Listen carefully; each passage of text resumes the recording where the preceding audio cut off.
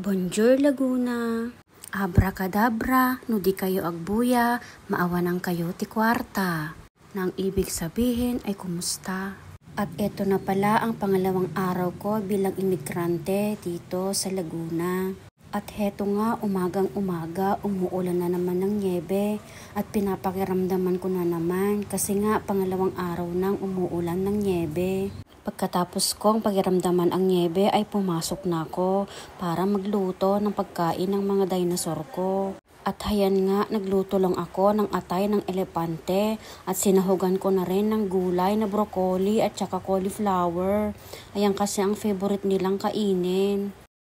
At after ngang maluto ay nagprepare na ako ng pagkain nila at tignan nyo naman ang mga dinosaur ay takam na hindi na makapag-antay at tinitignan na nila kung ano yung ulam nila. At after nyan ay ibinigay ko na at ayan nga kumakain na sila. Sarap nga sila sa ulam nila. At pagkatapos nilang pakainin ay umakyat naman ako para tignan yung isang farm or bukirin ng aking mga amo.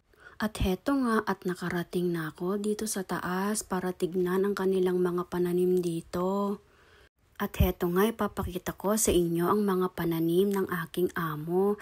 Heto merong malunggay, broccoli, pechay at iba pa. Marami pa yan. Hindi ko na kasi alam kung anong tawag ng mga ibang halaman dito at mga gulay. At hayan nga, tumanaw pa ako sa buong palasyo ng aking mga amo. At hayan, ang lakas-lakas nga ng ulan ng niyebe.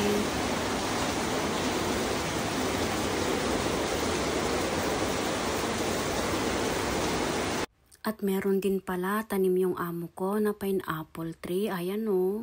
After kong ma-check ang bukirin ng aking mga amo ay chinek ko naman yung bawat kwarto ng palasyo at eto nga ang kanilang lababo. Okay naman, mga sarado naman at umuulan kasi nag-uwi ang mga nakatira dyan. At after kong matignan, dali-dali na akong gumapang para bumaba kasi napakahirap naman maglakad kung hindi ako gagapang. At ayan nga, nakita ko pa yung isang dinosaur ay kumakain ng pancake. Hindi ko alam kung saan niya ninakaw ito. Dali-dali nga akong nagsuot ng boots na bili ng amo ko para lumabas at maglaro ng nyebe. At heto nga, bahang-baha na ng nyebe dito sa kalsada. At sobrang lamig nga, buti na lang meron akong boots na binigay ng amo ko. Upang maibsan ang lamig kapag ako ay lumalabas kapag umuulan ng nyebe.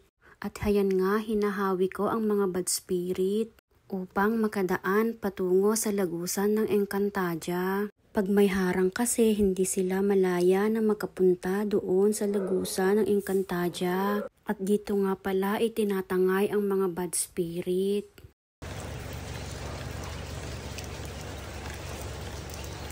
At tinignan ko din yung cherry blossom. Tingnan nyo, napakaraming bulaklak. Nakakatuwa naman, ang gandang pagmasdan, diba?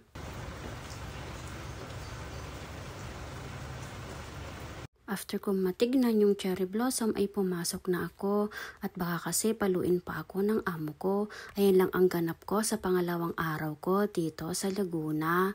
Mercy!